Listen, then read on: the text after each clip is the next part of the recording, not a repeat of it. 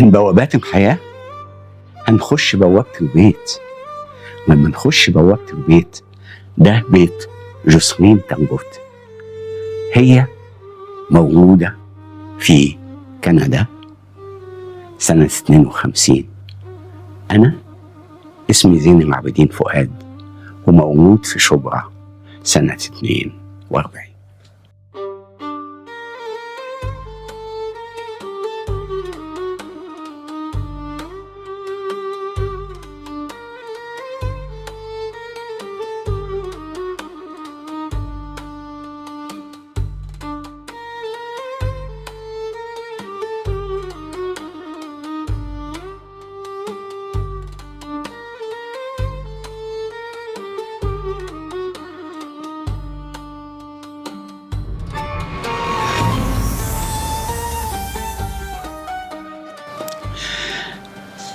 احنا متفقين زي ما اتقال في برومو بتاع بوابات الحياة ان دي مش مذكرات، ولاني ما عنديش الادوات اللي تقول ان انا بكتب مذكرات كل يوم، وبالتالي كمان مش هتبقى حلقات مترتبة ترتيب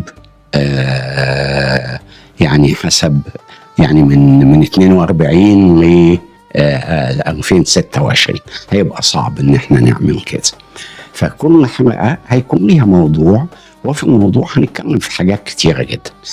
عايز اقول ان لما احنا المرة دي انا حبيت نعمل تعريف صحيح، فالتعريف الصحيح انه هيبتدي من ان في البيت ده جوسلين تانجوت وزين العابدين فؤاد وناس كتير بتعرفنا مع بعض. هحكي طبعا عن ازاي اتقابلنا، ده هيبقى يمكن في مرة تانية. جوسلين ما كانتش هي زوجتي الأولى، لأن أنا كنت متجوز قبل كده باسمة حلاوة الكاتبة الفلسطينية اللي توفت في 30 مارس 79 وأنا كنت في سجن طوال. كويس. لكن هنتكلم عن حاجات كتير، هندخل سوا بوابات كتيرة جدا. بوابة الشعر، بوابة الحياة، وليه الشعر فتح لي بوابات. الشعر ده حكاية غريبة جدا معايا، ولما حبيت أبسطها قلت إن الحكاية ابتدت من يوم ما دخل الراديو بيتنا بيت أبويا، يعني سنة 47. الراديو ده كان حاجة كبيرة جدا، كجسم، كان جسم كبير قوي، وكان مثير للاهتمام جدا، بنتحلق حواليه ونسمع. ابتديت ألاحظ إن لما بيبقى فيه أغاني إنه الصور بتاعت الأغاني بتشدني، وده كان غريب شوية، يمكن أكتر من اللحن والغنى. كانت صور الأربعينات دي شعرية ساحرة، مش فقط عند النجوم الكبار، لا لا لا أبدا، كان حتى عند المغنيين الشعبيين، لأن الغنى الشعبي مليان صور شعرية. بالإضافة لأنه إخواتي لما علموني القراءة والكتابة وأنا في سن 3 سنين، وانتقلت معاهم، وانتقلت مع أبونا نقلنا من شبرا إلى إمبابة، فإنما الراديو اتنقل معانا، الراديو اتنقل من شبرا لإمبابة، ودخلت المدرسة في سن 6 سنين. ال3 سنين دول أنا كنت بقرأ من إخواتي علموني القراءة والكتابة، وأنا مدين لهم يعني حتى آخر يوم في عمري بأن هم عملوا معايا الشيء الرائع ده. ده خلاني يبقى الشعر بيخش لي شفوي قبل ما أقدر أقرأه. بعدين رحت المدرسة لقيت في مكتبة في المدرسة، لقيت في مكتبة في الفصل. تخيلوا انا ما بتكلمش عن مدرسه في جاردن سيتي، انا رحت ثانوي في مدرسه او جاردن سيتي، انما انا بتكلم عن مدرسه في امبابه، ومدرسه حكوميه سنه 48 فيها مكتبه، وفيها في الفصل مكتبه، وكنا بنروح حصه قراءه، وكنا بناخد مع الكتب يعني كراسه فيها صفحات فاضية عشان نكتب فيها اسم الكتاب، اسمها يعني كراسة المكتبة، وكنا بنكتب فيها. ده موضوع مهم كنا بنعمله، ان احنا بنخش المكتبة. وهنا ابتديت اقرا شعر كتير قوي واحفظه. كان عندي قابلية وانا صغير انه لو سمعت قصيدة لمرة واحدة بشرط انها تكون عجباني ممكن اقولها لك فورا بعد ما تخلص، بعد ما اسمع القصيدة. فهنا الشعر خلق حاجات كتيرة جدا. الشعر ده اللي خلى الطفل اللي ما بيعرفش ينطق عنده مشاكل في نطق الحروف. يعني انا ما بقولها بدون اي خجل، اني انا عندي حرف اللام بنطقه بشكل يعني ما اعرفش بتسمعوه ازاي، ربنا معاكم. وحرف الر بيطلع غين شويه يعني. فعندي حرف يعني حرفين من 28 حرف مضروبين يعني. انما لما كنت بتكلم طبعا كنت ببقى خجلان جدا ان اللي قدامي ما يسمعنيش. اللي قواني قوي هو الشعر، ان انا كنت بكتب، كنت بقول شعر، بنطق شعر لزمايلي وفي المدرسه وللمدرسين، ونشرت بدري زي ما احنا معروف. هناخد بوابه الشعر دي وهناخد فيها وقت طويل جدا، انما كمان هناخد بوابات مختلفه. يعني تخيلوا ان هنبتدي لو اتكلمنا عن بوابات السجون مثلا. فانا اول سجن زرته سنه 54، ما كنتش متهم، انما كنت رايح زياره لابن عمي طالب الهندسه اللي اعتقل من البيت، واول مره اشوف عمليه قبض واشوف عمليه اعتقال، واول مره ازور حد في السجن كانت بزور ابن عمي المهندس محمد شوقي عبد الوهاب، اللي انا لما ابويا توفى في سنه 52 انتقلت وبقيت عايش في بيت عمي، فشفت ده. طبعا بوابات السجن مش هتقف عند الزياره، بوابات السجن هتبقى الزياره الطويله الامد يعني. وانا تقريبا زرت عدد كبير من السجون المصريه، من القلعه لباب الخلق اللي هو سجن الاستئناف، لطرى، لابو زعبل يعني. وكل واحد فيهم اكتر من مره. دي بوابات هنخش فيها. بوابات السفر هنخش فيها. ليه سافرت تاني لما هنرجع من هسيب الجيزه بعد وفاه ابويا، هنقعد عند عمي لحد سنه 55. هروح شبرا، اكتشاف تاني خالص، هبتدي اكتشف القاهره. هنخش بوابات القاهره فعلا بقى. هنخش بوابات القاهره. هخش بوابه الاوبرا اول مره وانا عندي 13 14 سنه ب5 قروش يوم الجمعه في الاوبرا. هخش بوابه المتحف، بوابه المتحف مصر اللي كنت بخشه بكارنيه المدرسه، ما كانش بيطلبوا اي حاجه تاني. كويس. هخش بوابه مختار التتش، هتفرج على الكوره في الاهلي. حقيقه اول مره اتفرج على الاهلي كان في ملعب نادي السكه الحديد في شارع رضا فرج في شبرا. بوابات كتيره جدا هنخشها سوا وهنخش بالتفصيل.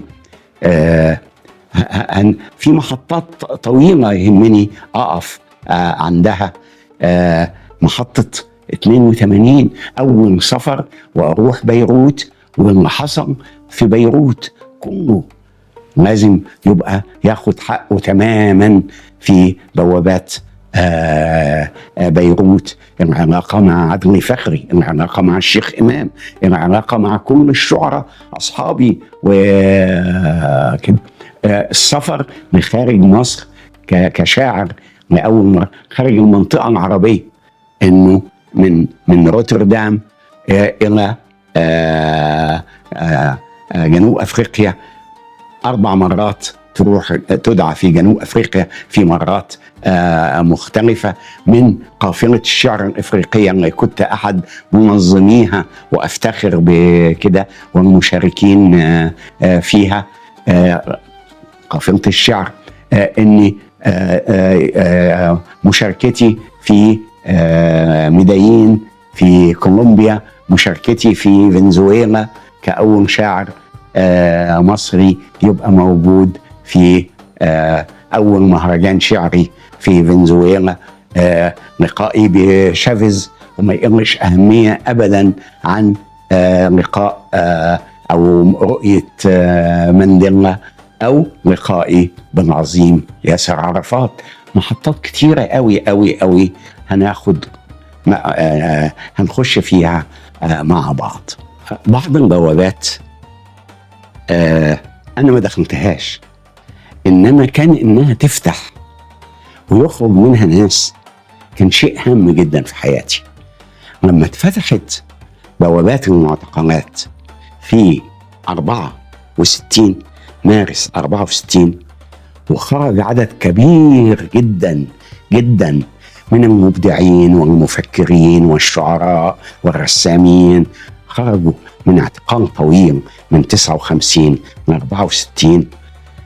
زادت حياتي غنى بشكل غير متصور، غير متصور إنه في 3-4 شهور يبقى عندي 600 صاحب جديد مثلا. فده كان شيء هايل جدا إن بوابة تفتح في 64 يزيد أصحابي ومعارفي، وتزيد ثقافتي ومعرفتي لما عرفت كل الناس دول اللي هنتكلم عنهم مرة تانية. كمان بوابة دار التحرير. دار التحرير أنا معروف إن أنا نشرت شعري في المسا وفي جريدة المسا في الملحق مع الأستاذ العظيم عبد الفتاح الجمل، ونشرت في جريدة الجمهورية، وكان في الدار ديت أيضا اتعملت مجلة كروان. فده هيبقى يفتح باب الأطفال والعمل مع الأطفال وكده في كروان. يجي 67 وكل اللي تعمله في الناس 67 ويبقى الأصوات البديلة والشعر البديل والغناء البديل وكده. مثلا أكون موجود كتير مع فرقة ولاد الأرض في السويس، فأروح السويس وأكتب لهم بعض الأغاني زي غيري ما كتب. ثم تطلع فبراير 68 وبوابة الجامعة والخروج إلى أول مظاهرات ديمقراطية مش داعي ليها النظام ديت فبراير 68. واضح إن الواحد أخذ على إنه يكون موجود في الشارع، فبقى في وجود تاني. وهنتكلم عن بوابة الجامعة وعن الحركة الطلابية، وخصوصا في الفترة تحضير ل 72 من 68 إلى 72 و 73 هنتكلم عن ده. ثم الخدمة العسكرية، بوابة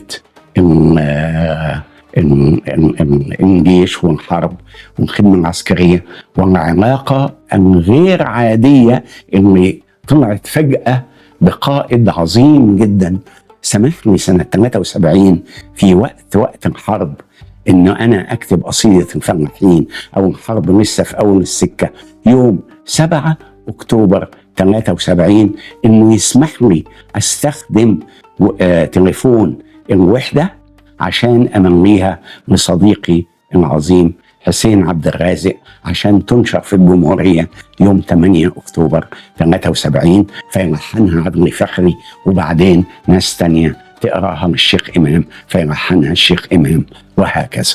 فإذا فيه بوابات كتيرة جدا. بوابات الميادين إنه 18 و19 يناير وحصلت ليه؟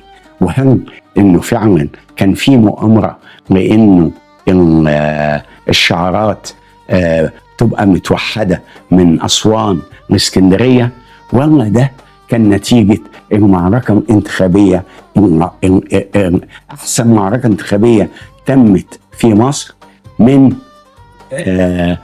آخر انتخابات للوفد لحد هذه الانتخابات 76 اللي نزلها ناس كتيرة جدا وكسب ناس كتيرة جدا دخلوا البرلمان.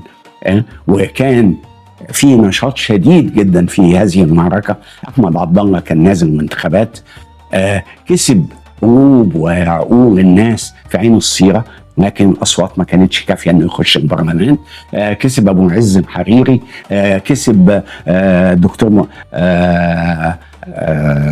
محمود القاضي في اسكندرية، كسب ناس كتيرة جدا جدا جدا نعدهم يعني بعد كده في بوابات البرلمان وكده. لكن هتيجي مظاهرات 75 اللي هي رد فعل لمظاهرات حلوان 75، فنخش السجن بعد ما كنا دخلنا السجن قبل كده في 72، وبقت بالنسبة ليهم انه دأب زي ما مكتوب في قرار الاتهام، دأب على كتابة القصائد المناهضة لنظام الحكم، فأخش تاني في 77 وأقعد 77 ونص 78 وأخرج، وبعد كده يبقى يجي السادات يقرر انه يسافر في مارس 79 لتوقيع اتفاقية كامب ديفيد. فيتصادف ان اليوم اللي يسافر فيه تسافر فيه زوجتي المرحومة باسمة حلاوة إلى أمريكا عشان تعمل عملية في القلب، ويتم اعتقالي، مش أنا بس، اعتقال عدد كبير جدا، اعتقال تحفظي يسموه أو وقائي يسموه، عشان لما السادات يرجع من كامب ديفيد تبقى الأمور في القاهرة هادية. وبعدها هيجي حاجات كتيرة، وهيجي السفر، وهيجي الميادين، الواحد يرجع تاني من الميادين طبعا في قلنا 77، لكن في الميدان العظيم في 25 يناير وهنتكلم عنه أكيد، ثم مشاركتي مع عدد ضخم من الأصدقاء والمبدعين وكده في ظاهرة مبدعة وهي أجمل ثمار ثورة 25 يناير الثقافية، وهي الفن ميدان. هناخدكم في رحلات كتيرة قوي، أرجو ما تتعبوش، وأرجو إن أقدر أكمل. زين العابدين فؤاد.